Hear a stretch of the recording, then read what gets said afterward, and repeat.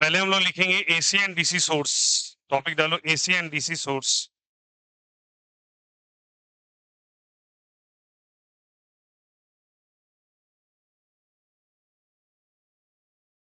AC and DC source.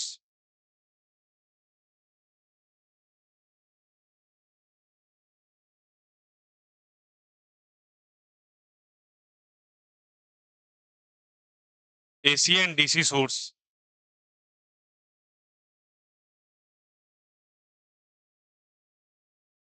चलिए देखते हैं एसी सोर्स के बारे में। जब कभी एसी सोर्स आपको लिखा मिलेगा तो ऐसे करके आपको मिलेगा एक सर्कल और ऑसिलेटर का डायग्राम ऐसे करके। जब कभी आपको दिखाई दे इसका मतलब एसी सोर्स, ठीक है। और इसके नीचे आपको अक्सर देखने को मिलेगा 220 वोल्ट, ज्यादा कम भी हो सकता है, और 50 हर्ट्ज, बिकॉज यही डेटा है जो हमारे घर पे आता है। इस कारण से इसी डेटा को बुक में भी इस्तेमाल बहुत बार किया गया है, ठीक है। 220 वोल्ट और कितना हर्ट्ज जल्दी बताइए? 50। बस आप 50 हर्ट्ज फ्रीक्वेंसी को रिप्रेजेंट कर रहा है,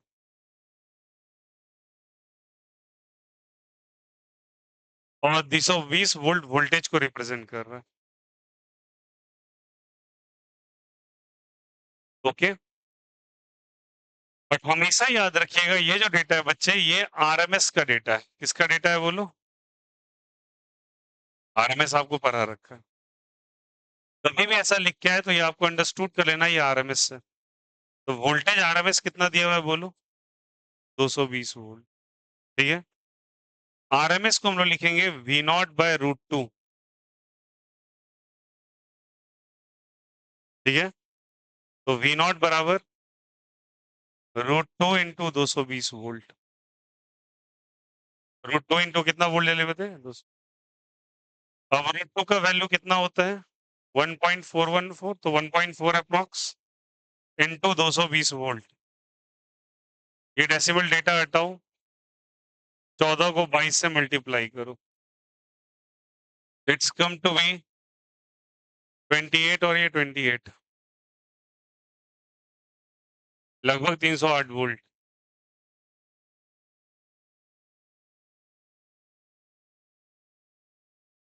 ओके।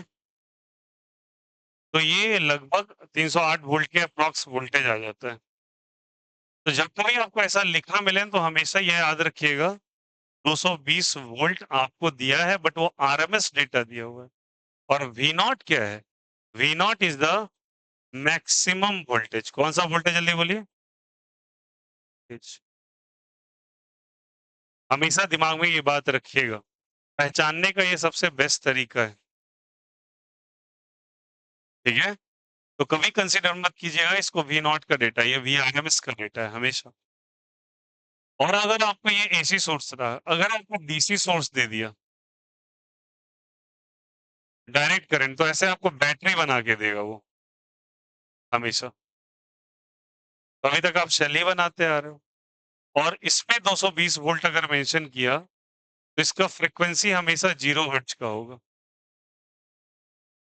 फ्रीक्वेंसी हमेशा कौन से हर्ट्ज का होगा? 0 हर्ट्ज का। और वोल्टेज कितने वोल्ट का होगा बोलिए?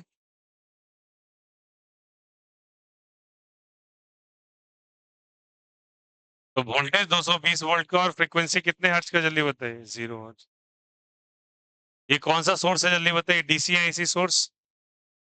और ये वाला कौन सा सोर्स है? हमेशा पहचानने का तरीका याद रखिए। और इसका जो वोल्टेज मेंशन है, ये इसका मैक्सिमम वोल्टेज है। ये बहुत किंग पॉइंट है, स्मॉल पॉइंट है, दिमाग में रखिएगा ऐसे करके, ठीक है। ये हमेशा इस तरीके से दिया होगा। एसी सोर्स को और एक पहचानने का तरीका है, अगर एसी सोर्स में ऐसे करके आपको मेंशन कर दिया, हालांकि ये बताया हुआ है V का वैल्यू 220 साइन ऑफ 30t+5, तब ये क्या है? तब ये 220 क्या है? तो 220 को आप ऐसे कोरिलेट करेंगे, V is equal to V0 sine ω t+5। Okay. अब ये V0 का डेटा है, अब ये मत VRMS मानिएगा, अगर ऐसे लिख के दिया है तब आरएमएस है, और अगर केवल ऐसे लिख के दिया है तो ये वी नॉट का डेटा, और वी नॉट का वैल्यू कितना है बोलो? 220 वोल्ट, जबकि यहाँ वी नॉट कितना आया था? 308 वोल्ट। फर्क समझ में आ रहा है? अगर आपको इस तरीके से मेंशन करके दिया तो आप आरएमएस कंसीडर करेंगे, बट अगर अगर आपको इक्वेशन लिख के दिया तो वी नॉट है फिर। ठीक है, फ्रीक्वेंसी जानना है तो ओमेगा का वैल्यू क्या है बोलो? 30 के बराबर है। ओमेगा किसके बराबर है? 30। ओमेगा की जगह 2 पाई एफ लिखेंगे इंटू 30, कितने बार में चला जाएगा? 15। तो फ्रीक्वेंसी का वैल्यू 15 बाय क्या हो जाएगा? पाई। हर्ट्ज में आंसर है। तो एसी सोर्स आ गया, डीसी सोर्स आ गया, और ये फ्रीक्वेंसी का। यहां तक कोई दिक्कत, कोई आपत्ति? समझ में आया नहीं आया? तो ये आपका वैल्यू इस तरीके से निकल के आ गया। ठीक है, चलो।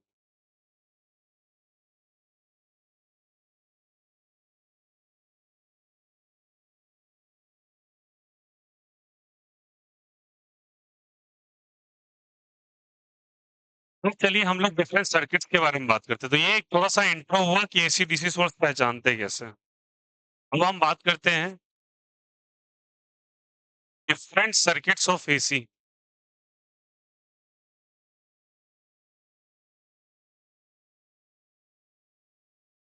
Of AC, look here. पहला सर्किट का कैटेगरी होता है सर्किट कंटेनिंग रेजिस्टेंस ओनली और प्योर रेजिस्टिव सर्किट।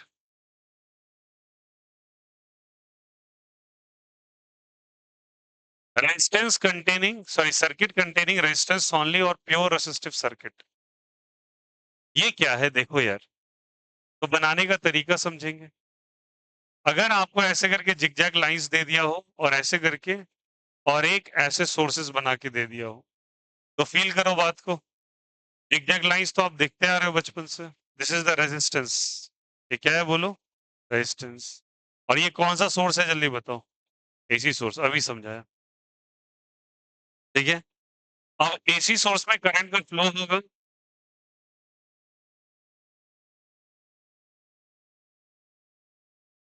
और रिटर्न भी होगा करंट ऐसे वापस। करंट दोनों ट्रैक को पकड़ता है, क्लॉकवाइज एंटी क्लॉकवाइज दोनों चलना चालू होगा। ठीक है, अब थोड़ा फील करना बात को। अगर ये एसी सोर्स है तो इसका वोल्टेज का वैल्यू क्या लिखेंगे? V बराबर V naught sine omega T. बोलो हाँ या ना? V इज टू क्या लिखेंगे बोलो? V naught sine omega t. या फिर बुक्स में ऐसे करके भी लिख देते हैं, E बराबर ई नॉट साइन ओमेगा टी। अब कंफ्यूज मत हो जाइएगा। V not stand for voltage और E not stand for EMF। तो EMF is near by a voltage. बोलो हाँ या ना? आ गया। अब अगर बच्चा ये आ गया तो मेरे पास ईएमएफ का डेटा है, तो करंट हम क्या निकालेंगे? करंट बराबर होता है ई बटा आर। वोल्टेज का रेजिस्टेंस इज करंट, हाँ या ना? ई की जगह क्या लिखेंगे आप बोलिए? ई नॉट साइन ओमेगा टी। बोलो हाँ या ना? और आर की जगह लिख दो आर। वी बाय आर बराबर I, Ohm's law. V by R बराबर क्या चीज? आई। और ई नॉट बाय आर को अगर साथ में ले लो तो ई नॉट बाय आर दे देगा बच्चे आपको क्या चीज? आई नॉट। क्या दे देगा बोलो? I not. नहीं दे देगा, तो ई नॉट बाय आर किसके बराबर होगा? आई नॉट इनका कौन सा ओमेगा टी, जल्दी बताइए? Sign omega. तो आई का वैल्यू कितना आ गया बोलो? I naught sine omega T. हमें इंपॉर्टेंट है इसमें क्या चीज? पहला तो आपको वोल्टेज पता होना चाहिए, दूसरा करंट पता होना चाहिए। तो वोल्टेज और करंट मुझे दोनों पता हो गया। अब इसमें हम चेक करेंगे क्या चीज, जो मैंने पिछले क्लास में पढ़ाया था, फेज डिफरेंस। चेंज करेंगे, चेक करेंगे फेज डिफरेंस।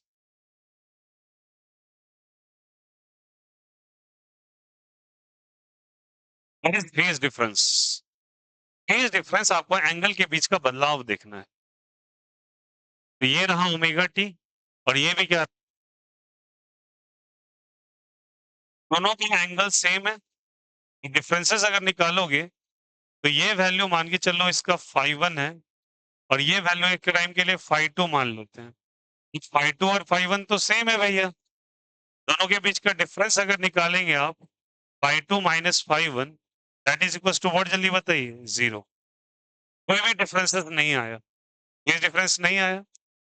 अब नहीं आया तो इसका दो चीज आप बनाएंगे, कल मैंने सिखाया था प्रीवियस क्लास में।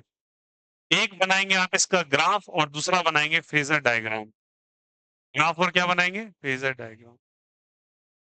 तो अगर मान के चलो मैंने आपको रिप्रेजेंट करना सिखाया था, अगर ये एक्स एक्सिस है और ये कौन सा एक्सिस है, वाई एक्सिस, चलिए बताइए अपने प्रीवियस क्लास के अकॉर्डिंग कि साइन ओमेगा टी का पोजीशन कहाँ है फेजर में, राइट साइड एक्स एक्सिस के अलोंग लिखा हुआ है। तो क्या मैं लिख सकता हूं इसको आई बराबर आई नॉट, क्या चीज जल्दी बोलो, साइन ओमेगा टी, ठीक है। तो उसी तरीके से सिमिलरली ई का भी डायरेक्शन इधर ही होना चाहिए, क्योंकि उसमें भी क्या लगा है बोलो, ई में भी क्या लगा हुआ है, ओमेगा। तो ई बराबर क्या लिखोगे बोलो, E naught sine omega T. दोनों का डायरेक्शन सेम या अपोजिट, सेम। तो फेज डिफरेंस का वैल्यू कितने के बराबर होगा, 0। This diagram is called as a phasor diagram. कौन सा डायग्राम जल्दी बोलो, phasor diagram. Okay, phasor diagram आपको बनाना सिखाया। देखो मैं क्या कर रहा हूँ, पहले वोल्टेज लिया, करंट निकाला, 1 2 3 4 कर देते हैं, बेहतर रहेगा। वोल्टेज लिया, करंट निकाला, फेज डिफरेंस निकाला, फेजर डायग्राम बनाया। चारों चीज समझ में आया इस सर्किट का। अब उसके बाद आता है ग्राफ बनाने की बारी, किसकी बारी, ग्राफ। अगर ग्राफ बनाना है तो एक बात बताओ, दोनों में बच्चा कौन सा फंक्शन चल रहा है बोलो, दोनों में साइन ओमेगा टी है। Voltage also consist of sine omega T और current also consist of what, sine omega. तो आपको ग्राफ बनाना होता है आई एंड ई का, आई और ई का किसके साथ बनाना है आपको, टी के साथ। किसके साथ बनाना है, टाइम के साथ आपको ग्राफ बनाना है। तो चलो हम आई का ग्राफ बनाते हैं पहले। आई का ग्राफ बन गया, साइन का ग्राफ ऐसे ही जाता था क्या, बोलो हाँ या ना, नीचे से स्टार्ट होके ऊपर की तरफ। तो ये आई का ग्राफ है। और अगर ई का ग्राफ बनाना है तो उसका भी सेम जाएगा, बस पिक पॉइंट बदल जाएगा और सेम चलेगा। तो ये वाला ग्राफ किसका हो जाएगा बोलो, किसका ग्राफ हो जाएगा बोलो, आई का। और ये वाला ग्राफ किसका हो जाएगा, ई का। अरे भैया दोनों किस पर डिपेंड कर रहा है, देखिए तो सही, किस पर डिपेंड कर रहा है। और साइन का ग्राफ आपने नहीं बनाया था क्या, जीरो से स्टार्ट होकर ऊपर की तरफ जाता है। पिक वैल्यूज अलग अलग हो सकते हैं। मान लो ये आई का पिक वैल्यू है, जैसे आई नॉट, और ये ई का पिक वैल्यू है ई नॉट, ठीक है। नेचुरल ग्राफ बदलेगा क्या, साइन का जहां जीरो है उसका भी जीरो होगा, जहां जहां जीरो जीरो, क्योंकि दोनों किस पे डिपेंड कर रहा है जल्दी बताओ, साइन पे डिपेंड कर रहा है। बिकॉज ये ई नॉट साइन ओमेगा टी है और ये क्या है बोलो, I naught sine omega T. किसी को कोई दिक्कत, कोई आपत्ति। दिस इज पॉइंट नंबर 5, थोड़ा अच्छे से लिखिएगा। क्या क्या मैंने बनाया बोलो सभी को एक साथ मेरे, बोलो पहला क्या हम लोग करते हैं, बोलो सर्किट्स का मैं बेसिक सभी, लगभग कम से कम आपको 7 8 सर्किट। पहले बोलो क्या बनाया, पहले क्या लिया हम लोगों ने, फर्स्ट वोल्टेज, ईएमएफ भी उसको किया। सेकेंड क्या लिया हम लोगों ने, करंट के बाद क्या लिया, फेज डिफरेंस। उसके बाद क्या बनाया, फेजर डायग्राम। कौन सा डायग्राम, फेजर डायग्राम। फेजर के बाद ग्राफ, और ग्राफ के बाद आता है पावर डिस, क्या आता है बोलो, डिसिपेशन। यहां तक क्लियर है सभी को, नहीं है थोड़ा पावर डिसिपेशन भी क्लियर कर ही लेते हैं। टॉपिक है देखिएगा, पावर डिसिपेशन।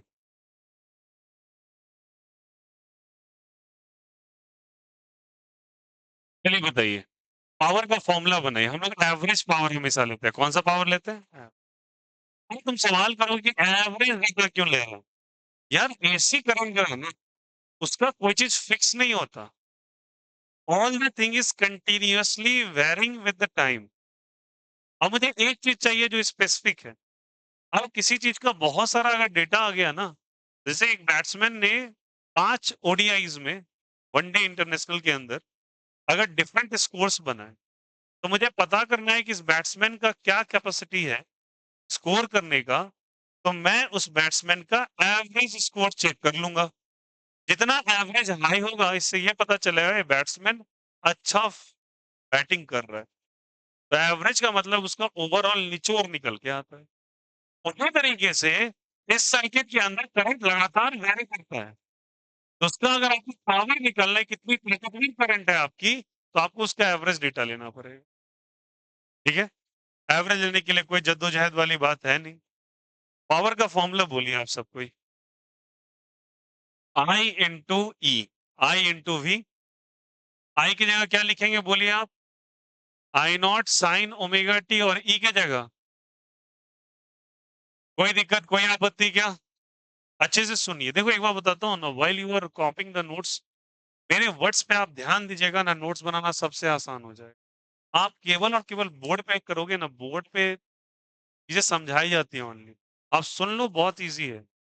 जो बोल लो, जैसे मैंने कहा आई इंटू ई, तो आप पुट करो ना वो डेटा उठा के, खत्म। अब बोलो क्या करना है? साइन इंटू साइन दिखा तो क्या लिखेंगे बोलो? साइन स्क्वायर ओमेगा टी, बोलो हाँ या ना? अब ध्यान रखना, एवरेज ले रहे हैं, एवरेज का सिंबल याद है? ये भी एवरेज डालेंगे ऐसे करके, इसका भी क्या डालेंगे बोलो? एवरेज होगा। और आई नॉट और ई नॉट को किधर ले लेंगे? बाहर। और एवरेज कई बार निकाल चुके हैं हम लोग अभी तक में। अब साइन स्क्वायर ओमेगा टी का एवरेज बता दीजिए कितना होता है बोलिए? 1/2 होता है, और फुल साइकिल के लिए लेते हैं तो 1/2 होगा क्या? तो क्या डेटा आएगा बोलो यहाँ से? आई नॉट ई नॉट इंटू, और साइन रहता तो बच्चा जीरो हो जाता। फुल साइकिल के लिए जीरो, और हाफ साइकिल के लिए 2/पाई। अब इसको कैसे आप बाइफरकेट करोगे? आई नॉट बाय √2, और ई नॉट बाय क्या हो जाएगा? √2 इंटू √2, 2 हो जाएगा। अब आई नॉट बाय √2 क्या हो जाएगा बोलो? आई नॉट बाय √2 क्या हो जाएगा बोलो? आई आर एम एस नहीं हो जाएगा? और ई नॉट बाय √2 क्या हो जाएगा? आर एम एस ऐसे ही निकलता है ना। तो I R M S into E R M S किसका वैल्यू आएगा? पावर एवरेज का। Is the point number 6। कोई दिक्कत कोई आपत्ति? तो क्या क्या चीज हमको सर्किट्स में निकालना है? बेसिक किया है, रेजिस्टेंस लगाया है। सोचो क्यों सर्किट्स अलग अलग आएगा? शुरू से लेके ईएमआई तक में आपने 3 डिवाइसेस मेनली पढ़ी है। रेजिस्टेंस, इलेक्ट्रिसिटी, उससे पहले आपने पढ़ा कैपेसिटर, इलेक्ट्रोस्टैटिक पोटेंशियल के साथ, और उसके बाद अभी रिसेंटली आपने पढ़ा है इंडक्टर। तो इंडक्टर को लगा के देखेंगे, कैपेसिटर लगाएंगे, और रेजिस्टर लगाएंगे। रेजिस्टर लगा लिया हम लोग, अब इंडक्टर और कैपेसिटर लगाएंगे। सबका दोनों combinations L R, C R, L C हो जाएगा। फिर एल सी आर, तीनों को कंबाइन करेंगे एक साथ, और तीनों को फिर 2 वर्केशंस में पैरेलल करेंगे, सीरीज करेंगे। वरना आपको सीरीज है, पढ़ाऊंगा पैरेलल भी, ताकि एग्जामिनेशन में आपका कंसेप्ट ना छूटे। ये पैरेलल आपसे कहीं नहीं पूछा जाएगा, बट पैरेलल आपके एग्जामिनेशन नीट जेई के अंदर पक्का आएगा। पहले क्लियर है सभी को? या तो कितने पॉइंट्स हम लोगों को पढ़ने हैं? 6। क्या क्या निकालोगे बोलो? Voltage, current, frequency, phasor diagram, graph, कोई आपत्ति?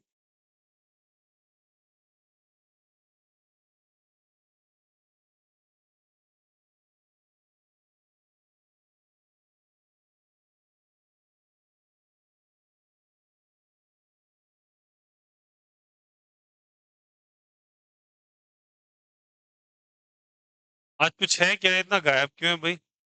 रक्षाबंधन आज थोड़ी, रक्षाबंधन के दिन तो आना चाहिए। सब एक दूसरे को राखी बांधोगे, अच्छा रहेगा। इसी बहाने हम भी बंधवा लेंगे। क्या गलती क्या?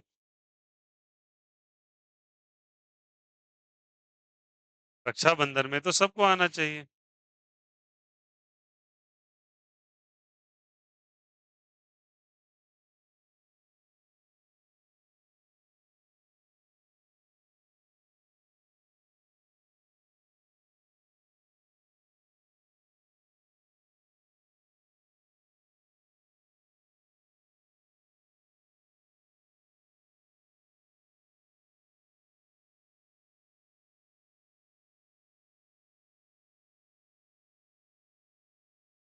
पानी है उसमें नैन्सी? ठंडा है? ठंडा नहीं ना है? ये सौरभ ठंडा पानी ले।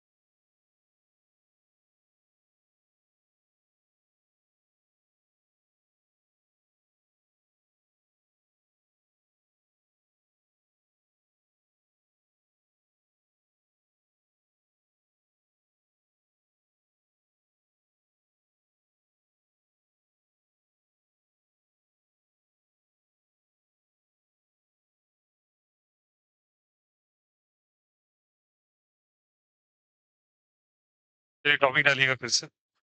Pure inductive circuit. रेजिस्टिव हो गया, अब इंडक्टिव।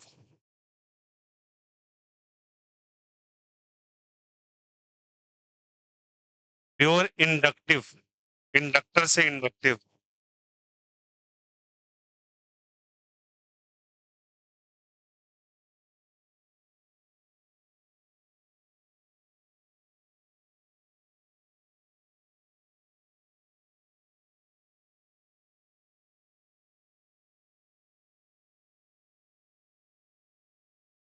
हो गया ऊपर वाला।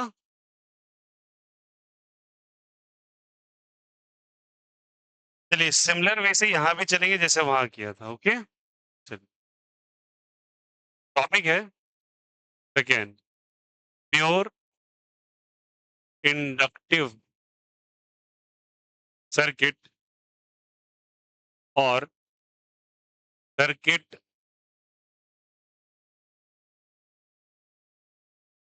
Containing inductor only.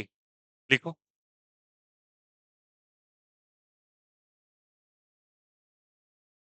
Circuit containing inductor only.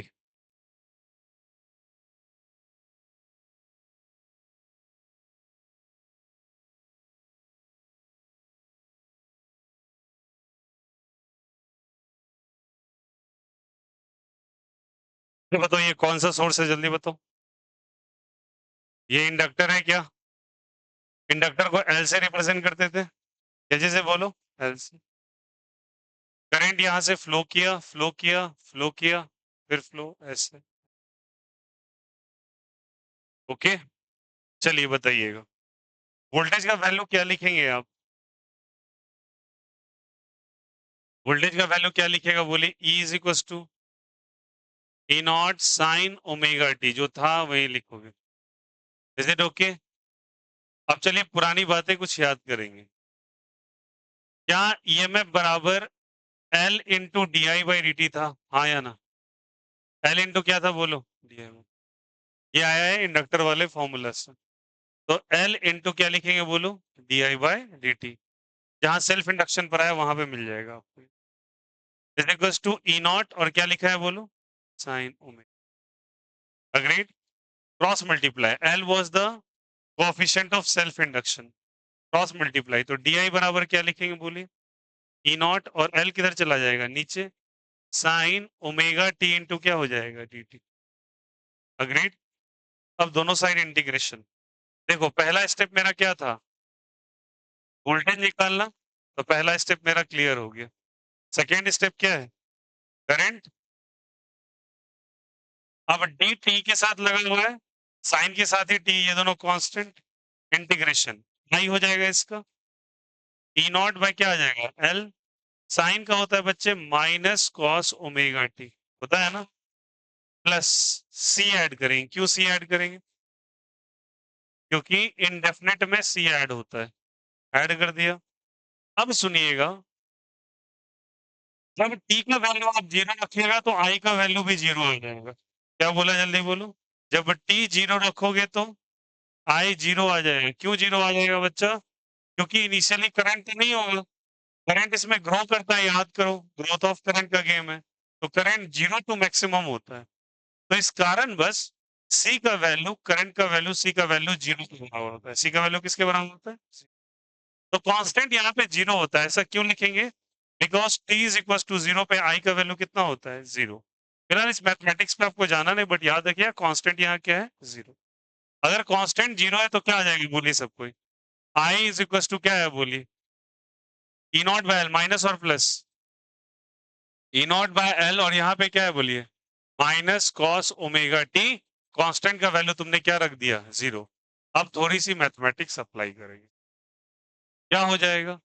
आई बराबर लिखोगे ई नॉट बाय एल, बोलो हाँ या ना? लिख देंगे। इसको चाहो तो तुम केवल कॉस ओमेगा टी लिखो। क्या लिखो? Cos omega T. अब ये ऐसे कैसे कर दिया भैया? माइनस कॉस ओमेगा टी को आपने कॉस ओमेगा टी क्यों लिखा? ठीक है, तो कॉस ओमेगा टी हम इसको लिख सकते हैं, बट इन केस अगर नहीं लिखना है तो ऐसे करके मान के चलो यहाँ पे लिखा हुआ है। फिलहाल के लिए इतना तो कर सकते हैं, बोलो यार। ई नॉट लिखा, अच्छा एक चीज भूल गया, sorry sorry sorry. Sign omega T का इंटीग्रेशन है ना, एक्स्ट्रा टर्म ओमेगा भी तो था, तो ओमेगा से क्या करना पड़ेगा बोलो, डिवाइड। इंटीग्रेशन में तो ओमेगा से क्या करना पड़ेगा, डिवाइड। बोले तो एक्स्ट्रा टर्म से डिवाइड कर दो, है ना। अब कॉस को माइनस कॉस को जो लिखना है, तो यहाँ पे इसको फर्दर एक काम करो, ऐसे करके लिखो फिलहाल, I is equal to E naught by omega L, minus sine आगे ले और लिखो कॉस ओमेगा टी। कोई दिक्कत, कोई आपत्ति? अब कॉस ओमेगा टी को क्या लिख सकते हैं बच्चा, I is equal to minus E naught by omega L, इसको लिख सकते हैं sine omega T minus pi by two. बोलो हाँ या ना, नहीं लिख सकते क्या? Sine omega T minus pi by two. But तुम्हें मैं कुछ चीज समझाने की कोशिश कर रहा हूं, यहां देखना। Sign omega T minus pi by to लिखा, तो sign omega T minus pi by to अगर लिखोगे तो यहां से माइनस साइन हटाना पड़ेगा। अब बोलोगे कैसे, लॉजिक समझिए, लॉजिक बताता हूँ, देखो यहां से पहले ये सारी बातें क्लियर हुई, कैसे बता देता हूँ, क्या था सुनो। साइन ओमेगा टी का इंटीग्रेशन क्या होता है, साइन ओमेगा टी का होता है cos omega T minus cos omega T, ठीक है। एक्स्ट्रा टर्म क्या था, ओमेगा। इंटीग्रेशन में जो चीज एक्स्ट्रा दिखाई देता है उसे क्या करना पड़ता है, डिवाइड। तो ओमेगा से मैंने कर दिया डिवाइड, ठीक। यहाँ क्या है, इनॉट बाय ओमेगा एल, ठीक है। Minus cos omega T minus cos omega T, C का वैल्यू 0 तो सी खत्म हो गया। अब इस माइनस साइन को आगे ले आएंगे। अब यहां के बाद यहां कैसे हुआ, लॉजिक समझिएगा। Sine 90 degree minus theta is actually a cos theta, ठीक। Sine 90 minus theta is what, जल्दी बताइए, कॉस थीटा। 90 कह लो या पाई बाई 2 कह लो, इसको चाहो तो तुम ऐसे भी लिख लो, pi by 2 minus theta is what, जल्दी बताइए, कॉस। थोड़ा इस चीज को पलटिए, तो साइन ऑफ क्या हो जाएगा बोलो, थीटा माइनस पाई बाई 2, बोलो हाँ या ना। अगर हम इसको उल्टा करते हैं तो साइन क्या आ जाएगा, माइनस बाहर आ जाएगा। और बच्चे साइन जैसे माइनस आएगा वो साइन किधर निकल जाएगा, बाहर। अरे बोलो, अरे इसको लिखोगे उल्टा करके तो माइनस साइन कॉमन नहीं लेना पड़ेगा दोनों में से।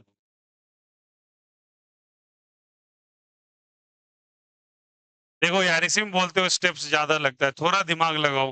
माइनस साइन दोनों से कॉमन ले लो, ये माइनस पाई बाई 2 बचेगा, ये प्लस थीटा बचेगा, हाँ या ना। कितना आया, अब आया तो इसको कॉस थीटा लिखो। अब minus sine, sine of minus theta is minus sine theta, तो माइनस साइन बाहर आया, थीटा को पहले लिख लीजिए, पाई बाई 2 को बाहर में लिख लीजिए, है हुआ, यही ना बता रहे थे। इजिकल्स टू क्या है बोले, कॉस थीटा। अब देखो यही लगा तुमको 50 स्टेप हो गया। अब थोड़ा बुद्धि विवेक लगा लेते शुरू में, तो हमको क्यों 50 स्टेप लिखना पड़ता, हुआ प्रूफ। ये चाहता था मैं 2 स्टेप में कर लेता, कोई 5 स्टेप का गेम नहीं है। यही मैं बोलता इसको उल्टा करो, यहाँ माइनस कॉस आ जाएगा। और लॉजिक ये समझ जाओ ऐसे करके है, इसलिए लिखा है क्या, थीटा का काम ये कर रहा है, माइनस पाई बाई 2 मतलब 90 डिग्री। ये जगह कौन सा थीटा है, cos minus cos theta, minus cos, इसे माइनस साइन गायब हो गया। समझ में आई? अगर लॉजिक आपको देखना है तो ये लॉजिक है, आपका पूरा डिस्क्रिशनरी चॉइस है, वॉलंटियरी चॉइस है, लिखो या ना लिखो, मैंने बता दिया। ओके, अब देखो, या फिर याद रखने के लिए आप डायरेक्टली याद रखना, sine theta minus 90 is minus cos theta, तो ये कॉस थीटा है और ये माइनस साइन है, दोनों को मग अप कर दो और मग करके ये वाला आंसर ले आओ। ओके, यहां तक जैसे बातें आ गई, उसके बाद हम लोगों को आगे क्या करना है, चलिए समझते हैं आगे क्या करना है। आपके पास आया, क्या एंगल आया बोलो, साइन थीटा माइनस कौन सा डिग्री, जल्दी बताइए, 90 डिग्री, ठीक है। हाँ, थीटा, थीटा माइनस 90 नहीं आया क्या, आया।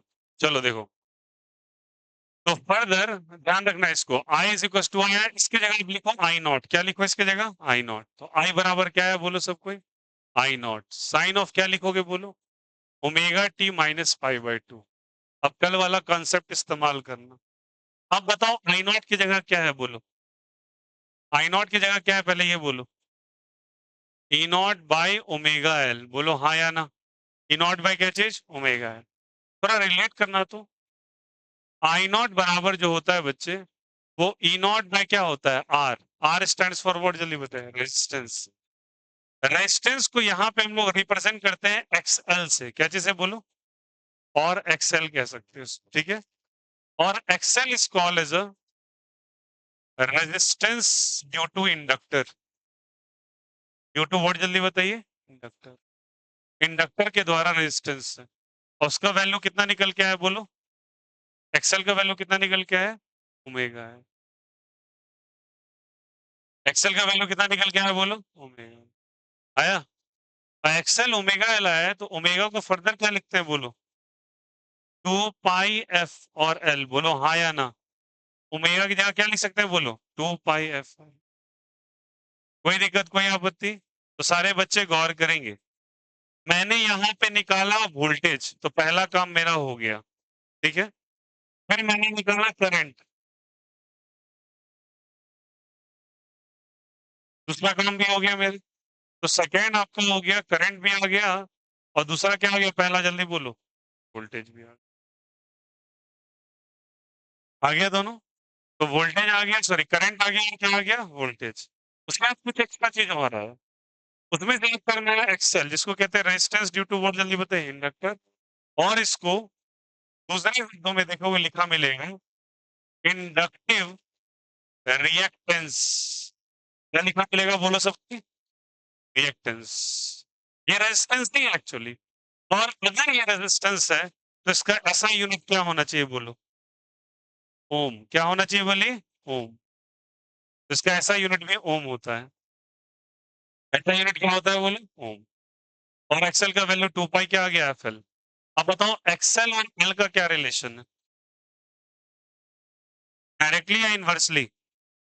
एल बढ़ेगा तो एक्सेल भी बढ़ेगा, एल घटेगा तो एक्सेल भी घटे, ठीक है। तो एक्सेल और एल का कैसा रिलेशन है बोलो, डायरेक्टली प्रोपोर्शनल। अगर ये डायरेक्टली प्रोपोर्शनल का रिलेशन है, तो यहां से ये एक्सेल और एल के बीच में एक ग्राफ प्लॉट करना, ठीक है। तो अगर डायरेक्टली प्रोपोर्शनल का ग्राफ है, तो बताओ ग्राफ कैसा बनेगा, स्ट्रेट लाइन। कैसा बनेगा बोलो, स्ट्रेट। तो एक्सेल और एल का ऐसा करके ग्राफ बनेगा, और डायरेक्टली प्रोपोर्शनल का मतलब एल बढ़ाओगे तो रेजिस्टेंस भी बढ़ता चला जाएगा। कहानी सुनिए अच्छा से, यहाँ तक कोई दिक्कत, कोई आपत्ति आया सबको समझ में? अब एक बात बताना, हम लोगों ने कौन सा सोर्स यूज किया है, इसी सोर्स, ठीक है। अब एक बात बताओ, हम ऐसे भी तो लिख सकते हैं, एल बराबर एक्सएल बाय 2 पाई एफ, क्रॉस मल्टीप्लाई इस चीज को नीचे होगा। तो एल और एफ का कैसा रिलेशन, सॉरी एक मिनट छोड़ दो, एक्सएल और एल का, एक्सएल और फ्रीक्वेंसी का कैसा रिलेशन है बोलो, पहले ये देखो, डायरेक्टली दिख रहा है क्या। तो अगर मैं फ्रीक्वेंसी के साथ भी curve बनाता तो वो भी स्ट्रेट लाइन ही बनता, बोलो हाँ या ना। एल के साथ बना, एफ के साथ कैसा बनता बताओ, straight line. Right, easy and simple, very good. XL और एल, थोड़ी जानकारी और बता दो, अगर मुझे tan थीटा का वैल्यू पूछता है इस ग्राफ से, बहुत इंपॉर्टेंट है, तो tan theta is perpendicular theta base, तो या तो ये होता है एक्सएल बाय एल, या फिर होता एक्सएल बाय एफ। ये परपेंडिकुलर का काम करेगा, और ये किसका काम करेगा, इसको समझाने के लिए बता रहा हूँ, बोलते हैं ना। तो एक्सएल बाय एफ भी चलेगा, और एक्सएल बाय क्या चलेगा, एल। इसको tan थीटा कहते हैं। यहां तक कोई दिक्कत, कोई आपत्ति? उसमें कुछ एक्स्ट्रा चीज ऐड होगा, और वो चीज क्या ऐड होगा, that is the inductive reactance. तो ये दूसरा हुआ, और तीसरा यहाँ पे ये हो जाएगा, ठीक है। थर्ड पॉइंट यहाँ पे जाके थोड़ा चेंज होगा, क्योंकि रेजिस्टेंस का चर्चा है। और देखो ये कतई मैथमेटिक्स है, तो इसको आप ऐसे फॉर्मूला याद करो, जैसे करना है करो, वट एवर। तो मैंने बता दिया अपने साइड से कि कैसे हुआ है। अब फ्रीक्वेंसी का ग्राफ आ गया। अब एक चीज और बता देना, अगर मैं डीसी सोर्स में जाता हूँ, फॉर डीसी सोर्स, गौर कीजिएगा सभी कोई, कौन सा सोर्स जल्दी बताइए, डीसी सोर्स। डीसी सोर्स शुरू में लिख रहा था, डीसी सोर्स में फ्रीक्वेंसी का वैल्यू कितना था, फ्रीक्वेंसी का वैल्यू डीसी के लिए जीरो था क्या। और अगर फ्रीक्वेंसी जीरो था, तो एक्सेल का डेटा बच्चा 2 पाई एफ इंटू एल था, बोलो हाँ या ना। तो फ्रीक्वेंसी कितना है बोलो, जीरो। अगर फ्रीक्वेंसी 0 है तो मजबूरन एक्सेल को भी क्या होना पड़ेगा। इसीलिए मैं बोला था इंडक्टर वायर की तरह बिहेव करता है शुरुआती दौरों में। अगर फ्रीक्वेंसी 0 हो तो डीसी सोर्स लगाते हैं तो बैटरी लगाते हैं आप लोग। डीसी सोर्स तो इसका लगाने लगे ना। डीसी सोर्स में बोला कि वायर की तरह बिहेव करता है। क्यों वायर की तरह बिहेव करता है? बिकॉज़ फ्रीक्वेंसी का वैल्यू कितना है? 0। फ्रीक्वेंसी नहीं है तो रेजिस्टेंस नहीं है। और जिस चीज़ में रेजिस्टेंस नेगलिजिबल वो खुद क्या है बताओ? वायर है। इसलिए तार की तरह करंट एकदम सीधे चला जाता था। फिर बाद में ग्रोथ ऑफ करंट का गेम है, अलग बातें हैं। बट स्टार्टिंग में फ्रीक्वेंसी का वैल्यू 0 था, तो एक्सएल का वैल्यू भी कितना 0। बाद में एल आने लगता है थोड़ा बहुत। इस कारण से उसके अंदर सेल्फ इंडक्टेंस होता है और इस करंट का कंपोजिशन स्टार्ट हो जाता है। ये बैटरी बनाया था। अब जाके देखिएगा सेल्फ इंडक्टेंस वाला टॉपिक। लेकिन वो बाद में आता है। शुरू में वायर की तरह बिहेव करता है। इसीलिए लिखा था at t is equal to 0 the inductor behave as a pure wire. कोई दिक्कत, कोई आपत्ति? फिर से रेकर कर देते हैं एक-एक चीज को, गौर कीजिएगा। वोल्टेज का वैल्यू कितना लिया आपने बोलो? वोल्टेज कितना लिया आपने? E naught sine omega T. Self inductance का फॉर्मूला लगाया, E is equal to L into D I by D T. Cross multiply कर दिए, साइन ओमेगा टी का integration minus cos omega T, क्या ऐड कर दिया? सी। माइनस साइन को आगे ले आए। अब इस माइनस कॉस ओमेगा टी का फॉर्मूला यहां से थीटा माइनस क्या हो जाएगा? पाई by to omega T minus pi by to. आया नहीं आया? तो ये किसका वैल्यू आ गया बोलो? करंट का। ये आ गया इसका। आई नॉट का डेटा जब देखा तो वो वैल्यू आया ई नॉट बाय ओमेगा एल के बराबर। हमको ओम्स लॉ पता है, वी बाई आर होता है। आर की जगह मैंने क्या लिख दिया? एक्सएल। एक्सएल को रेजिस्टेंस ड्यू टू इंडक्टर कहते हैं, उसका फॉर्मूला आ गया, बाद बाकी तामझाम ये। और फ्रीक्वेंसी में वैल्यू कितना होता है? इसमें वैल्यू कितना होता है? 0। कोई दिक्कत? चौथा स्टेप क्या कर रहे थे बताओ? तीसरा तो ये था। फिर क्या निकालते थे बोलो? Phase difference. आइए फेज डिफरेंस लगे हाँ तो निकाल ही लेते हैं। फेज डिफरेंस आप कैसे निकालेंगे बोलिए? कितना इसका फेज है? देखो इसका फेज कितना है बोलो? Omega T. और इसका फेज कितना है? देखो angle angle angle minus of omega T minus pi by two. बोलो हाँ या ना? कोई दिक्कत, कोई आपत्ति? ब्रैकेट को ओपन कीजिए। इसको इसी को हम लोग डेल्टा फाई लिख सकते हैं। तो डेल्टा फाई बराबर क्या हो जाएगा बोलो? Omega T minus omega T plus क्या हो जाएगा? डेल्टा फाई का वैल्यू कितना हो गया? वहां 0 था, यहाँ कितना डिग्री है बोलो? 90। अब बताओ माइनस किस में है, करंट में या वोल्टेज में? माइनस किस में है? करंट में माइनस है। करंट में क्या है? माइनस। मतलब करंट पीछे नहीं है, बताया था माइनस पीछे चला जाएगा। वाइज तो ही फेज डायग्राम सिखाया था। और बढ़ाना है तो एंटी क्लॉकवाइज बढ़ाओ, घटाना है तो 90 डिग्री घटाओ। तो ये क्या बनाया मैंने बताओ सभी को? मैंने बनाया है फेज डिफरेंस। अब अगर मुझे फेजर डायग्राम इसी को देख के बनाना है, कौन सा डायग्राम बनाना है? टॉपिक सबने कर लिया था कॉपी? टॉपिक टॉपिक टॉपिक कर लिए थे? हटा दे टॉपिक। प्योर इंडक्टिव सर्किट और सर्किट कंटेनिंग इंडक्टर ओनली नहीं लिखा था? सर्किट तो एक टॉपिक लिख लो, बस टॉपिक लिख लो ताकि फेजर भी बना दे आपका।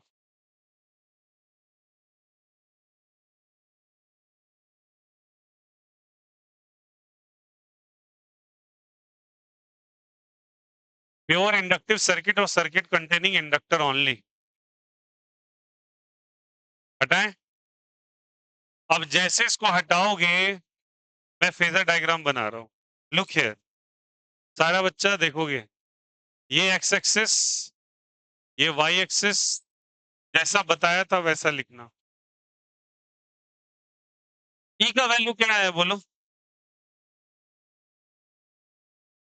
तो जो साइन ओमेगा टी था वहीं रख दो। ठीक है, इससे माइनस पाई बाई टू है, तो पाई बाई टू माइनस मतलब क्लॉकवाइज माइनस। प्रीवियस लेक्चर जरूर देखिएगा फेजर वाला, परसों वाला। जो नहीं देखा रेकर कीजिएगा। आई इज इक्वल टू क्या हो जाएगा बोलो? I naught sine omega T minus क्या चीज? Pi by two. बोलो हाँ या ना? और कितना डिग्री पीछे होगा बोलो? 90 डिग्री, तो 90 डिग्री क्लॉकवाइज पीछे होगा ना, सिखाया था ना, बन गया। तो क्लॉकवाइज पीछे बहुत अच्छे से बताया था एक-एक चीज़ और ड्रॉ भी करवाया। तो रिकॉर्ड दैट थिंग, समझ में आ जाएगा। साइन ओमेगा टी इधर था, इधर माइनस कॉस ओमेगा टी था और माइनस कॉस ओमेगा टी ही तो है। बोलो हाँ या ना? ऊपर कॉस और नीचे क्या चीज़? Minus cos. इसी का दूसरा नाम क्या है? आई बराबर I naught cos omega T, but आगे साइन कैसा लगेगा? माइनस। और कितना डिग्री पीछे होगा? क्लॉकवाइज या एंटी क्लॉकवाइज? क्लॉकवाइज पीछे बनाएंगे। पीछे बनाना है तो क्लॉकवाइज पीछे बनाओ। This is called as a phasor diagram. कौन सा डायग्राम? जिन्होंने नहीं किया है lecture, it's a kind request, before implementing allegations on me, go through that lecture, तब आपको समझ में आ जाएगा मैं क्या समझा रहा हूं। नहीं किया है तो ये सोल रिस्पॉन्सिबिलिटी आपकी है, कंप्लीट करें आप। ठीक है। पांचवा, तो ये 90 डिग्री पीछे, 90 डिग्री पीछे मैंने बना दिया। ओके। क्लॉकवाइज बनाया, क्लॉकवाइज क्यों बनाया? लॉजिक बता रखा है। ठीक है। अब चलो स्टार्ट करते हैं। ये फेजर डायग्राम बना, तो आपका ग्राफ भी बनेगा। क्या बनेगा बोलो? ग्राफ। जो जो सिखाया था उसी चीज का यूज केस बता रहा हूँ, यूज केस बता रहा हूँ। बोलिए ई का वैल्यू बोलो। E naught sine omega T. ई बराबर क्या बना बोलो सबको ही? ई नॉट साइन ओमेगा टी बना क्या? और आई का बना है माइनस कॉस ओमेगा टी, और माइनस कॉस ओमेगा टी नीचे से स्टार्ट होता था। ठीक है। तो नीचे से स्टार्ट करोगे, यहां जाओगे, फिर पिक पकड़ोगे, फिर यहां जाओगे, ऐसे। Look at the graph. ये भी मैंने बनवा रखा है, टेंशन मत लीजिएगा। माइनस कॉस नीचे से स्टार्ट होता है। याद दिला दे दो, कुछ बच्चे का क्या होता है ना प्रॉब्लम, घर से आप बिल्कुल भी होमवर्क करके नहीं आते हैं, मतलब अपना रिवीजन। ये साइन था, ये कॉस था, ये माइनस कॉस था, ये माइनस साइन था। माइनस कॉस का ग्राफ नीचे से स्टार्ट हो। ठीक है। और ये ग्राफ बनेगा आई बराबर माइनस आई नॉट कॉस ओमेगा टी। तो मेरा ग्राफ भी बन गया, मतलब छठा चीज बन गया। तो भैया 6 चीज था, यहाँ तो एक्स्ट्रा एक आ गया। एक्स्ट्रा एक इसलिए आ गया क्योंकि बीच में ये घुसा है। फेस डिफरेंस चौथा था। कोई दिक्कत? अब मैं तुम्हें अपने बुद्धि विवेक का इस्तेमाल करो और आंसर डायरेक्ट कर रहे हैं। पावर एवरेज का जो वैल्यू होगा ना यहाँ पे, वो जीरो होगा। क्या होगा बोलो? जीरो। अभी कैसे करेंगे आप? दिमाग लगाना। पावर एवरेज के लिए क्या लिखोगे बोलो? आई इंटू वी। आई की जगह आई नॉट, सॉरी, आई की जगह I naught minus cos omega T, बोलो हाँ या ना? और ई की जगह E naught sine omega T. अब cos omega T sine omega T दोनों का एवरेज बताइए फुल साइकिल के लिए। जीरो होता है, साइन का भी जीरो और कॉस का भी। जब एवरेज ही जीरो है तो क्या हो जाएगा वैल्यू? जीरो। क्योंकि एवरेज का वैल्यू इसलिए शुरू में करवाया था ना। साइन ओमेगा टी का भी एवरेज क्या है बोलो? जीरो। और कॉस ओमेगा टी का भी क्या है? तो पावर एवरेज का वैल्यू जीरो।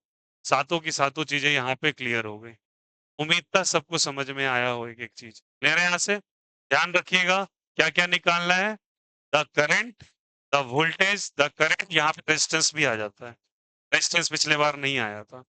उसके बाद आपको निकालना है फेज डिफरेंस। फेज डिफरेंस के बाद फेजर डायग्राम। फेजर डायग्राम के बाद ग्राफ। ग्राफ के बाद पावर एवरेज। ओके, चलिए कर लीजिए।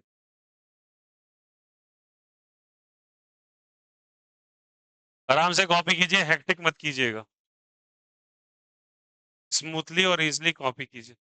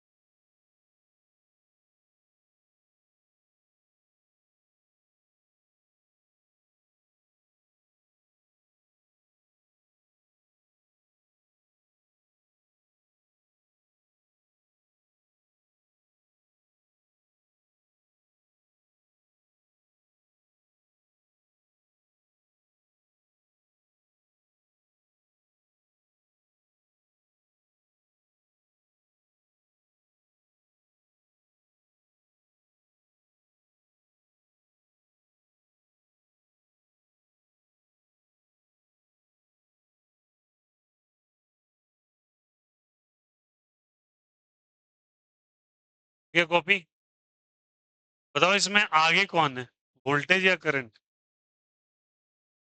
आगे कौन है? समझ में आता है आगे कौन है? वो उसे बहुत डिटेल से बताया था, बताओ आगे कौन है?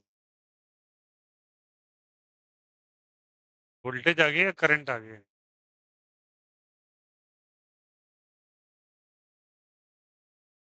पहले ये डिटेक्ट करना आता है कि आगे और कैसे देखते हैं पीछे को? बोला पीछे होगा तो क्लॉकवाइज होगा, आगे होगा तो एंटी क्लॉकवाइज होगा। बताओ, दिमाग लगाओ, कौन आगे? करंट आगे है, वोल्टेज आगे है, सीधी बात है यार।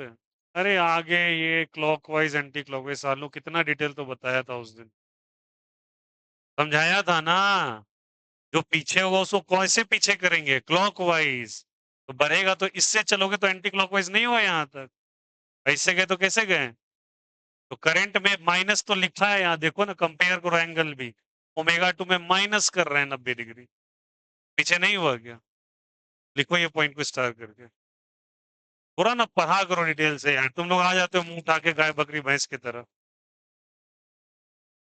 थोड़ा दिमाग से आया करो क्लास के अंदर, ठीक ना? लिखो, सारा बात आप तो थोप देते हो, एक तो देखते हैं बहुत इजी गोइंग होता है टीचर पे ऐसे के ब्लेम कर देना, अपना कुछ नहीं करते हैं ज्यादा एफर्ट, ये बहुत आसानी से दिखे। अभी कुछ दिन पहले ऐसे टीचर को देख रहा था मैं, गलती मैं मानता हूँ, देखो यार ऐसा नहीं बोल सकते कि हम एब्सोल्युटली राइट हैं, पर आप अपना भी देखा करो थोड़ा सा। अब कुछ गार्जियन का कंप्लेन क्या सर के बारे में आ रहा था, सर ना क्लास में बात करते हैं, मैथ्स कम पढ़ाते हैं। आपका बच्चा बात करने के लिए मजबूर होता है तब तो होता है ना, बच्चा को क्यों नहीं समेटे की बात नहीं करे, यहाँ आके चिबिल्लीगिरी क्यों करता है क्लास के अंदर? तो अपना गार्जियनशिप नहीं देखा जाता है, 22 घंटा क्या करवा रहे हैं घर के अंदर, संस्कार वैसा दिए तब ऐसा है। फोन करने से पहले सोच लेना चाहिए ना, क्यों कर रहे हैं फोन? आप ब्लेम कर रहे हो कि टीचर नहीं पढ़ा रहा है, टीचर बात करता है, आपका बच्चा बात करने आता है ना, रोज इंटरेस्ट लेता है बात करने में, बात करना बंद भी तो कर सकता है ना अपने साइड से, वो नहीं करना है आपको। उसका ऐसा देखेंगे कि हम एकदम भगवान भरोसे छोड़े हुए हैं आपको एकदम, कि आप एकदम डायरेक्शन दे दिए, भाई घर पे भी ना, बुरा मत मानिएगा, मैक्सिमम परवरिश घर से मिलता है। तो आपका बच्चा ना 18 से 20 घंटा घर के अंदर रहता है, उसमें आप कैसा डेवलपमेंट दे रहे हैं ना, वैसा ही बाहर भी शो करेगा। तो थोड़ा उस एनवायरनमेंट को भी करेक्ट कर लीजिए। और कोई ये जो ब्लेम्स करना बहुत ईज़ी गोइंग होता है, बहुत ईज़ी गोइंग होता है बैठे-बैठे की प्रेडिक्शन कर लेना क्या चल रहा है। इसलिए प्लीज़ थोड़ा-सा कोऑपरेशंस वाला बिहेवियर रखिए, जब कभी कुछ है तो थोड़ा देख के आया कीजिए। हमेशा हर कुछ में थोपने का जो आदत है ना, ये नहीं होता। अब कुछ भी चल रहा है, नहीं चल रहा है कहीं भी, तो इसमें ये फ़ॉल्ट है, ये फ़ॉल्ट है, ये फ़ॉल्ट है। आपकी प्रॉब्लम देखो, कुछ बच्चे की नेगेटिव चीज़ को ज़्यादा देखने की। कुछ भी पॉज़िटिव और नेगेटिव चाहिए वो ज़रूर खोज लेगा। उसके मतलब का नहीं हो रहा, और वो अपने आप को बहुत दुनिया का पॉज़िटिव, और लिटरली बताता हूँ, मैं गुमान नहीं करना चाहता, साले जितने ऐसे-ऐसे आए हैं ना, आज तक मैं उन्हें खगड़िया के सड़कों पे ही मैक्सिमम को देखा हूँ। उनका कुछ घंटा नहीं हुआ लाइफ़ के अंदर, और अगर वो कर भी रहे हैं, तो बाप के कैश पे ऐसे ही उड़ा रहे हैं बाहर में, कुछ नहीं हो रहा है उनको। वो 4 साल बाद ऐसे ही 2-4 रुपए की नौकरी में ढूँढेंगे, और फिर वहीं पप्पा जी से पैसा, जब तक फादर का शरीर चल रहा है करेंगे, उसके बाद खत्म। रियलिटी है ये। नाटकबाजी केवल देखोगे ऐसे है, वैसे है, ये चीज़ सही नहीं है, वो चीज़ नहीं है, ऐसा नहीं होता, वैसा नहीं होता, और कुछ लाइफ़ के अंदर खुद गोल सक्सेस नहीं है। केवल 4 गो तरह का पॉइंट्स बना लेना। तो अपनी फैंटेसी की दुनिया कैसे जिएँगे? हम तो बैठे-बैठे कल के दिन बाप रे बिलियनर बन जाएँगे। बिलियनर का बी नहीं पता इनके कैसे करना है इनको। इतना आसान लग रहा है कि दुनिया में इंस्टाग्राम खोल लेना और यूट्यूब चैनल चला लेने से हम बिलियनर अगर हर कोई बन जाए तो बन जाएँगे। हो गया ना 2 मिनट में, इस बार लग गया ना टैक्सेशंस यूट्यूब चैनल्स पर। सरकार को भरो टैक्स पहले। क्या लग रहा है सरकार फ्री में आपको कमाने दे देगी? गलतफ़हमी मत पालिए।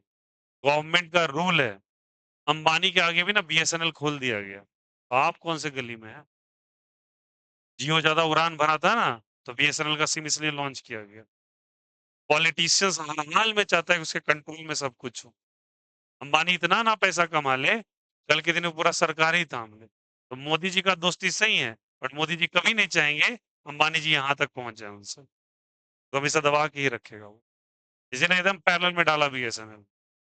लॉजिक समझिए, गवर्नमेंट ऐसे कंट्रोल करती है चीज़ों को। जिन्हें गलतफ़हमी नहीं है और थोड़ा न और जितने भी याद रखना कोई भी इंसान अगर रियली अमीर बना है ना जाके, तो मान लिया उसकी सर्टिफ़िकेट उसके पास नहीं था, जैसा तुम लोग बोलते हो कि ज़रूरी नहीं है कॉलेज का डिग्री होना चाहिए, ठीक है। और उतना ज्ञान ना तुम्हारे बस का बात नहीं है जितना उसने हासिल किया। वो पढ़ाई ज़रूर छोड़ा था, पर वो हर कुछ पढ़ गया जो उसके लिए ज़रूरी था। और इतना पढ़ा कि कॉलेज डिग्री उसके बराबर था ही नहीं। तब वो जाके इलॉन मस्क बनता है, जेफ बेज़ोस बनता है।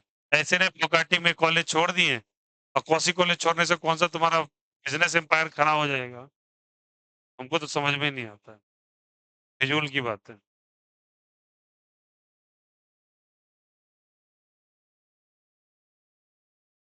इन्फॉर्मेशन लेना बहुत इम्पोर्टेंट है। ज़रूरी नहीं कि आपके पास डिग्रीज़ होना ज़रूरी होता है, ये बात सच है। अगर तुम्हारे नीचे अगर एक कंप्यूटर साइंस का बंदा काम कर रहा है, ठीक है, तुमको नहीं आता प्रोग्रामिंग करना, तुमने फिज़िक्स, मैथ्स नहीं पढ़ा सही से, तो तुम्हारी कंप्यूटर साइंस भी उतनी टिक-टिक ही रहेगी, लॉजिक है। मैथ्स और फिज़िक्स का बहुत बड़ा रिलेशन है कंप्यूटर से। अगर आप नहीं जानते तो कहीं न कहीं आपको दिक्कत होगा। हम लोग जो कह दें कोई भी सीख लेता है, बट रियलिटी तो यही है, क्योंकि मुझे पता है उस फील्ड के अंदर हूँ, मुझे दिखता है वो चीज़। अब छोड़ दो बात को। अब जिसने सीखा, नहीं सीखा, अब मान के चलो तुमने एक कंप्यूटर साइंस के बंदे को बहाल किया, ठीक है, तुम उससे फास्ट कोडिंग नहीं कर सकते, तुम्हें प्रोग्रामिंग लिखना नहीं आ रहा, और प्रोग्रामिंग का तुमको पी तक नहीं आता है, तुम क्या पता करो वो क्या करके दिया है? कल के दिन तुम्हारे एप्लीकेशन में 4 गो बग दे देगा, तुम पैसा ट्रांज़ैक्शन कर दोगे, पैसा उसके अकाउंट में जाएगा। हो गया खाली, क्योंकि वो प्रोग्रामर है ना, एटलीस्ट इतना तो इन्फॉर्मेशन होनी चाहिए कहाँ पे वो गलती कर सकता है बंदा। अब सोचो, अंबानी यहाँ बैठे हुए हैं, वो मैकेनिकल वाले को भी बहाल कर रहे हैं, पेट्रोलियम वाले को भी कर रहे हैं, सीएस ब्रांच को भी कर रहे हैं, वो आईआईटी का बंदा बहाल कर रहे हैं। साले नॉलेज डेंजरस चीज़ भी तो हो सकती है, कि तुम्हारा पूरा अकाउंट भी खाली करने के लिए कुछ तैयार कर दे अंदर ही अंदर। इतना नॉलेज होना चाहिए कैसे कंट्रोल करना है इन लोगों को। तो सोचो कितना मेहनत किया होगा वो लोग वहाँ तक पहुँचने के लिए। इट्स नॉट दैट ईज़ी कि बैठे एकदम 12th बोर्ड का थोड़ा तैयारी कर लेते हैं, नंबर 90% हो जाएगा। दूसरे दिन मेरा एकदम इंडस्ट्री खुल जाएगा। और कुछ लोग का सोच, हो प्लस 2 का नंबर छोड़ो, मेरे पास इतना अच्छा आइडिया है कि कल के दिन तुम खाली बोलना कि हाँ, मेरे को वो लैम्बोर्गिनी खरीदना है, हम ऐसे लगा देंगे। खरीदो, किसने मना किया? खरीदो ना पहले, खरीद के दिखाओ, किसने बोला है? करके दिखाओ, हवा-पानी देने से नहीं काम चलता है। और कुछ लोग क्या करेगा गेम खेल के उसका स्क्रीन रिकॉर्ड कर लेगा और दूसरा कैरी मिनाटी समझेगा अपने आप, डाल देगा और उसके व्यू में 4 बार जाता है व्यू, तो चारों बार वही देखा होता है।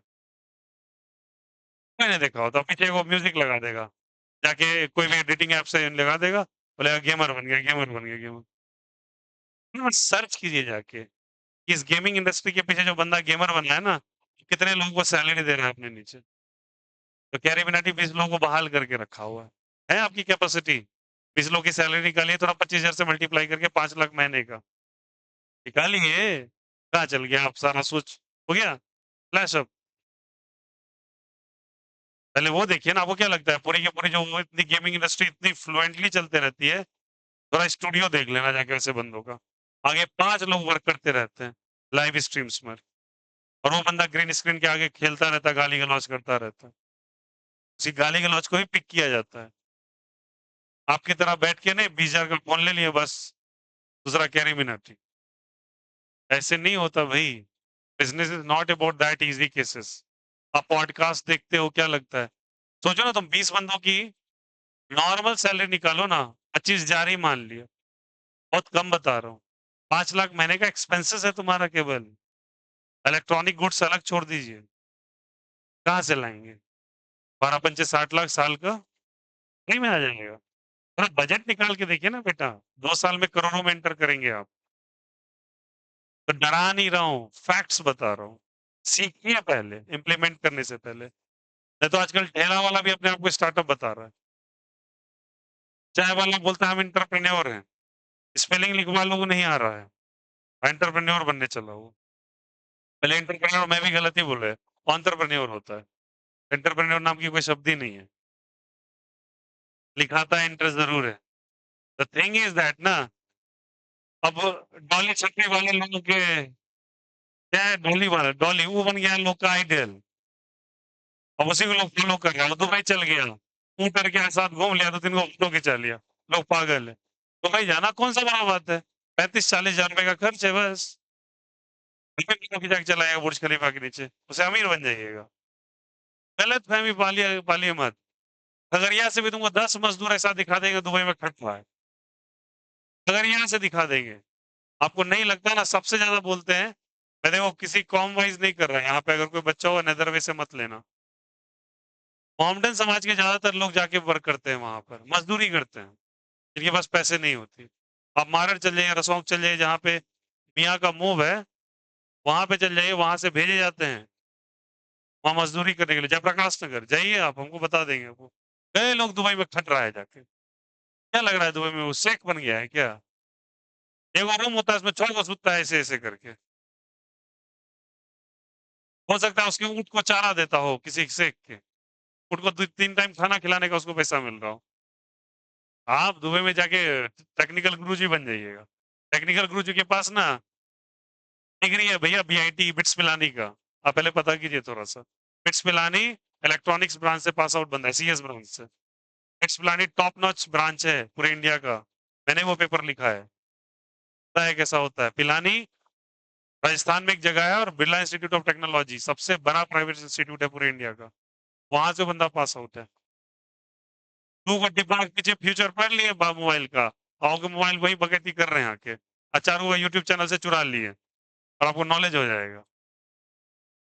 यही कहना चाहता है ना लोग कि कल के दिन हम करेंगे, हमको स्पॉन्सर आ जाएगा, हमको सैमसंग वाला बोलेगा थोड़ा मोबाइल का प्रचार कर दीजिए। हाँ, कोरियन कंपनी इतनी बेवकूफ है, आपको अप्रोच करेगी वो। वाह! थोड़ा दिमाग लगाना चाहिए यार। बंदों ने पढ़ा है। कैरी मिनाटी को बहुत अच्छा इन्फॉर्मेशन है कंप्यूटर साइंस का, थोड़ा पता कीजिएगा। वो बंदा गेम बना रहा है बैक एंड में और आपको पता भी नहीं है बात। उसके पीछे टीम लगी हुई है पूरी टीम और 4-5 लोग मिलके गेम लॉन्च करेंगे इंडिया के अंदर, देखिएगा। और आपको क्या लग रहा है कोडिंग का इतना एक्सटेंट है ना कि फट जाएगा तुम्हारा करने में। सुबह से लेकर रात तक अगर बैठोगे ना 1 महीना तक, तो उतना स्पीड नहीं 1 महीना क्या साल भर कर लोगे ना, तो उस एक्सटेंट तक नहीं पहुँच पाओगे। कोडिंग में एक बग पकड़ा गया ना, तो पूरा गलत हो जाता है ऊपर से नीचे। और मैथ्स, फिज़िक्स ऐसे होना चाहिए। वो लोग गेम इंडस्ट्री बना रहा है। उसने अपने एक सॉन्ग में भी लिखा है ना, कि ये मेरा फ्यूचर है। तो क्या लग रहा है फ्यूचर किस बेसिस पे कहा उसने? एक सॉन्ग आया था बच्चा के साथ, एक छोटा-सा बच्चा रहता है उसको जाता है ना वरदान करके, उसमें बोला था ना उसने, because he want to develop an Indian game industry देखिएगा लॉन्च होगा। इतना आसान नहीं है तुरंत ऐसे। कोरियन कंपनी का कभी गेमिंग इंडस्ट्री का आप प्लेटफ़ॉर्म देख लो जाके साला। 500 लोग वर्क करते हैं आगे-पीछे उसके हार्ड डिस्क सॉफ्टवेयर को कंट्रोल करने के लिए। अब कंप्यूटर्स कैसा होता है? आपको क्या लगता है कंप्यूटर ये है? आईआईटी क्यों बोलता हूँ जाने के लिए? तब तो पता चलेगा ना। आईआईटी के बंदा को अभी एसेसिंग नहीं है। आप कैसे कर पाएँगे घर बैठे-बैठे? आईआईटी के अंदर उतना अच्छा कंप्यूटर प्रेज़ेंट नहीं हो पाया। मद्रास आईआईटी में एक कंप्यूटर है जो कि 3 मंजिला इतना बड़ा है। उसके अंदर घुस के सीपीयू में लोग जाके ठीक करते हैं उस चीज़ को। डायरेक्ट एंटर करते हैं आप कंप्यूटर के अंदर। कंप्यूटर ये ह्यूज साइज़ का होता है, ऐसे रूम इतना बड़ा। ये कंप्यूटर है। उसको कंट्रोल किया जाता है बाहर से पैनल में। जाएँगे आईआईटी तब तो देखेंगे सुपर कंप्यूटर्स। थोड़ा-थोड़ा नॉलेज होगा, ब्रेन खुलेगा।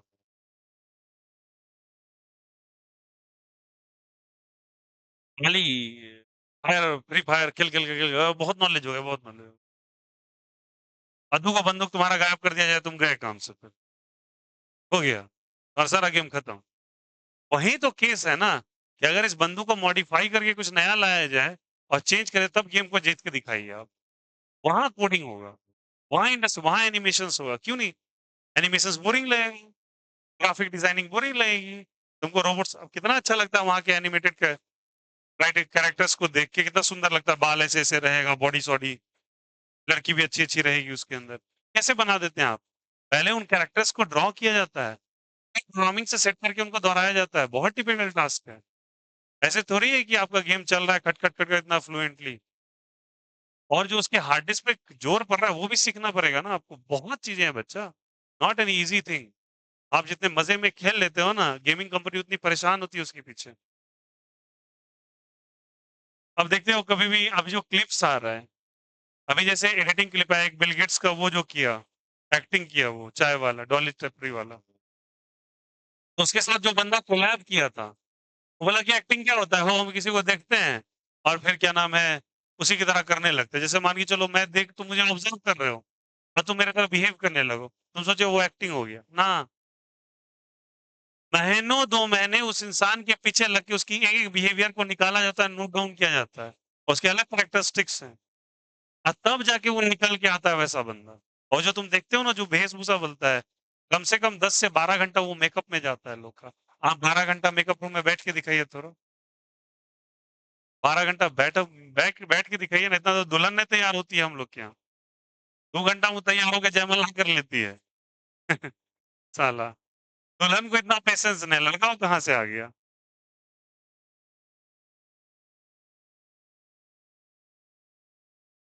वो बिल गेट्स की डिजाइनिंग के लिए भैया 6 घंटा 7 घंटा मेकअप आर्टिस्ट लगे रहे तब वैसा फेस निकल के आया। अब वो क्या लगता है मुखौटा चिपका लिया बन गया बिल गेट्स। अब सोचिए उससे पहले एक पॉडकास्ट में उसने सबका कैरेक्टर पे बनाया था। आपको लग रहा है इट्स क्वाइट ईज़ी, गाली देना तो हमको ही आता है, हमसे बोलो ना एक बार। उससे अच्छा गाली देके दिखाएँगे। अरे गाली देने से अगर बन जाता, तो गाँव देहात का जो छोटा बच्चा होता है ना, जो गाली सुन के ही बड़ा होता है, वो तो हिट कर जाना चाहिए था। तो एकदम वो वीडियो वायरल हो जाता है, गाली देते हुए। तो थोड़ी वो बन जाएगा उस लेवल का भाई। गाली देना उसका स्लैंग है, आप नहीं समझ पाएँगे, नहीं तो ऐसे कोई भी केस में उसको घसीट लेगा। बहुत सारी बातें होती हैं, बहुत सारी बातें होती हैं। दुनिया का सबसे आसान टास्क है पढ़ाई करना, लिखित ले लो तुम, उसके अलावा सब डिफ़िकल्ट है। अगर ईज़ी लगता है ना, तो आप प्लीज़ एक बार एथलीट बनने की कोशिश करें। इसीलिए ना इंडिया के अंदर ओलंपिक्स में को गोल्ड ले आया ना, पता चल गया सारा। रीज़न है, कैपेसिटी नहीं है आपके पास, तो लिखेंगे एक पॉइंट। तो दुनिया का सबसे आसान टास्क ना बहुत मज़े में करो, उसके बाद सब डिफ़िकल्ट है और सबसे आसान यही है जो कर रहे हो, द मोस्ट ईज़ीएस्ट टास्क। बारिश हो रहा है, थोड़ा बहुत हो रहा है। चलो लिखो, लिखो, लिखो। खुश हो गया सब। लिखिएगा। Voltage, voltage in inductive circuit leads by current. Voltage in inductive circuit, voltage in inductive circuit leads by current. Voltage in inductive circuit leads by current. Leads, L-E-A-D-S, leads, leads का मतलब होता है आगे निकलना. Leads by current, by current, by current, by angle of pi by 2.